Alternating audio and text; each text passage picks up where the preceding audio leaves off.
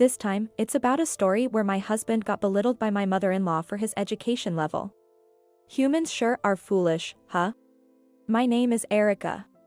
I live with my husband, who I've been married to for 3 years, and our kitten, Bella. My mother-in-law believes that academic credentials are everything. She was always so proud that her son, Kevin, graduated from a prestigious university. In our small town, where there's only one convenience store, she's quite well known and has a deep connection with the neighbors. At neighborhood gatherings, my mother-in-law mostly brags about her son. The woman who marries such a son must also have an impressive educational background. The first time I met her when we announced our engagement, she immediately asked, "Which university did you graduate from?" "I'm a Harvard grad, you know." When I told her the name of my university, she made a visibly disgusted face. Apparently, she hadn't heard of it.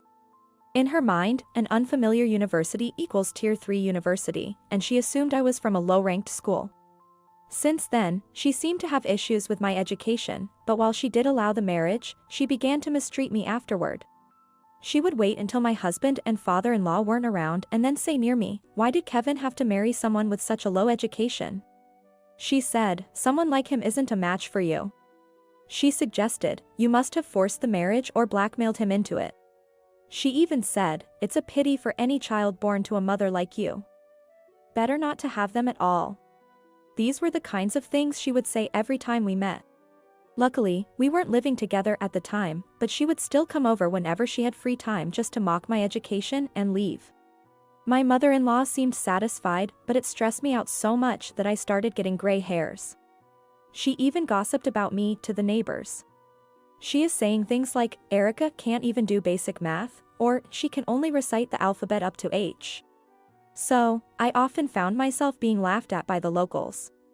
I thought about talking back many times, but if I did, she would likely make up something about me getting violent and spread it around the neighborhood. So, I endured it all without telling anyone. One day, my in-laws decided to rebuild their house. It seems my father-in-law hurt his back and they wanted to make the house more accessible. We were grateful for everything my father-in-law had done for us, so we offered to pay for it. My mother-in-law planned a big celebration with the neighbors for the housewarming, and of course, I ended up being the one to prepare everything. "I'll help you," my husband said. But mother-in-law was like, "Come here, Kevin. I want to show off my highly educated son," and dragged him away. "Someone with your low education should at least be good at cooking, so get on with the preparations." With that last remark. During the party, my mother-in-law was overjoyed, as expected. She started her usual bragging to everyone. "My son built this house. What a wonderful and dutiful son he is. I wonder who raised such a child." "Oh, that's me." The old ladies in the neighborhood sounded envious. Encouraged by this, she continued. "And then there's his wife.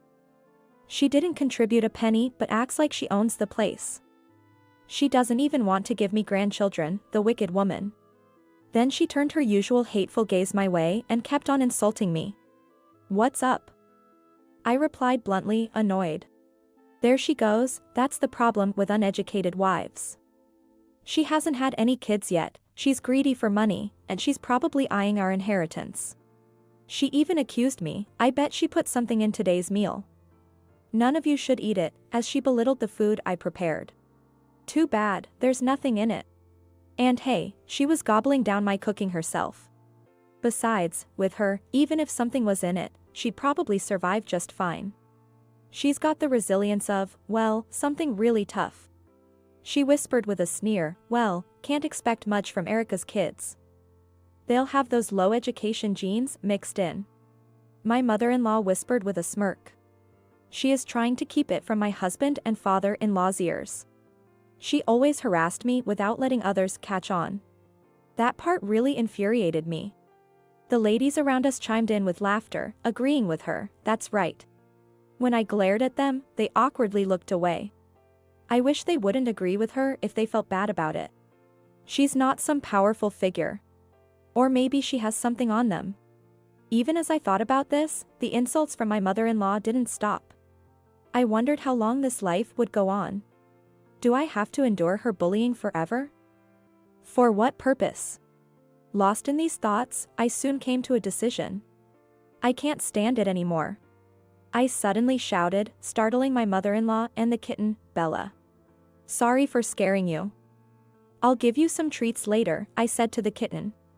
I then told my mother-in-law, you hate me, right? You don't want a child born from someone with low education like me, do you? And who knows what would happen to them after they're born? Maybe they'll be abandoned in the mountains? Oh, scary, scary. What? I would never do such a thing, she exclaimed. And by the way, I'm going to have you pay back every penny I contributed to building this house. I calmly informed her. My mother-in-law was shaken by my sudden words. What nonsense are you talking about all of a sudden, she said. Her voice echoing throughout the house. This caught the attention of my husband and father-in-law, who hurried over to us. The surrounding people also looked at us curiously, so I decided to fully confront my mother-in-law. This was a good opportunity to expose her wrongdoings. What's all the yelling about? My husband asked in a panic. Listen to this. Erica says she didn't contribute any money, but now she wants me to pay back the money for building the house. All eyes suddenly turned to me. But you said you didn't want a child from me, right, mother-in-law? Right, ladies? I asked the nearby women. Yes, that's true. She always says that, they admitted reluctantly. She said she doesn't need those low education genes, they added. Caught off guard by their betrayal. My mother-in-law stood there with her mouth agape. She probably thought they would never turn on her. Serves her right. Why should I quietly endure bullying from you? I'm not your tool for stress relief. I turned back to my mother-in-law, my voice filled with anger. My husband and father-in-law gasped in shock at the revelation. Have you been bullying Erica? Don't mess with me, my father-in-law said, his face turning red with anger as he confronted my mother-in-law. Despite being intimidated by my father-in-law's unusual anger, my mother-in-law tried to argue back. But it's true. A child from low-educated Erica won't be any good. Besides, she's just a housewife living off my son. I haven't said anything wrong, she shouted. But noticing the cold stares from my husband and father-in-law, her face paled. Yes, in front of them, she always played the good mother-in-law. Her thick skin, thicker than her makeup, had been completely peeled off. My husband sighed and said to my mother-in-law with a cold stare. Mom, what are you talking about? Erica graduated from Harvard, she's way smarter than me. The room went completely silent. What do you mean? The university Erica told me she attended before we got married was some unknown third-rate one. My mother-in-law was in a panic. But indeed, I did graduate from Harvard. The university she misheard as some unknown third-rate college was actually Cambridge University. Even people not familiar with universities normally know about this world-renowned institution.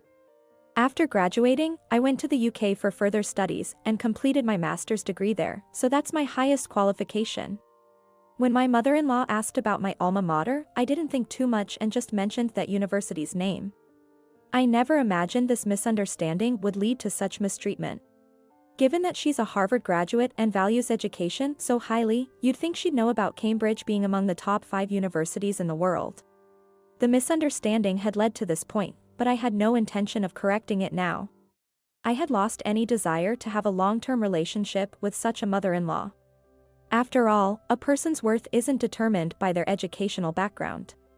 My parents didn't go to college, but I respect them immensely. So, I hadn't planned on bringing up my education, but this turned out to be a good opportunity. After all, my actions made my husband angry on my behalf. He said, "Look here.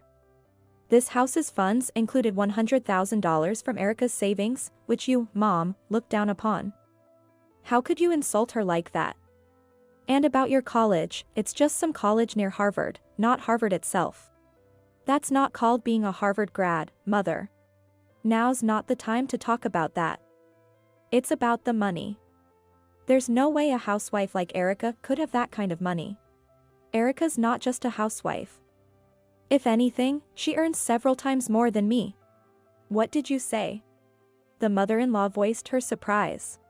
"Yes, I make my living through stock trading, earning over $10,000 a month." Of course, I have never told mother-in-law, so you could be forgiven for thinking so. Because she loves money as much as she values education, and if she found out, she'd undoubtedly demand luxury cars and the latest electronics. So, I asked my husband to keep it a secret from her. In fact, since I'm always at home when she calls or visits unexpectedly, she assumed I was a housewife. My mother-in-law was left speechless by this unexpected revelation, simply standing there in astonishment. Here's an answer to a question some of you might have. Why did I contribute to the house's funds for a mother-in-law I disliked? Normally, one wouldn't want to give a single cent. The answer is simple. It was to avoid any talk of living together. By giving her an accessible and comfortable home, I thought she would stay quiet and not bother us, especially after slightly injuring herself. And if she's comfortable in her own house, she'd likely visit ours less frequently. It was an expense for my own peace of mind. Doesn't that sound logical? But now, having completely seen my mother-in-law as an enemy, I said, anyway, I want the full $100,000 back. If you can't pay, sell the land and house. If you don't like that, borrow the money from a financial institution. I stated this firmly. That's outrageous. This house is ours now, and I have no intention of giving you a penny. Finally breaking his silence, my father-in-law shouted at her. How much more do you need to upset everyone around you? Look around.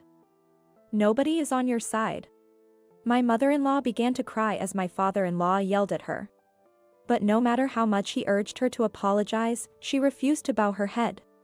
Her pride being too strong. In the end, my mother-in-law left without apologizing or even looking at me. I'm so sorry, Erica. If I had been watching her carefully, this wouldn't have happened. My father-in-law apologized deeply. There was no need for him to apologize. My mother-in-law only bullied me when he wasn't aware. Please lift your head. You've done nothing wrong. Please continue to treat me as your real daughter. Saying this, I placed my hand on his shoulder. My father-in-law said, "Thank you, Erica. Leave her to me. I'll make sure she never bullies you again," and went after my mother-in-law. The people around us also seemed relieved as the situation calmed down. Then, the neighborhood ladies apologized to me and even declared they would cut ties with my mother-in-law, which really lightened my heart.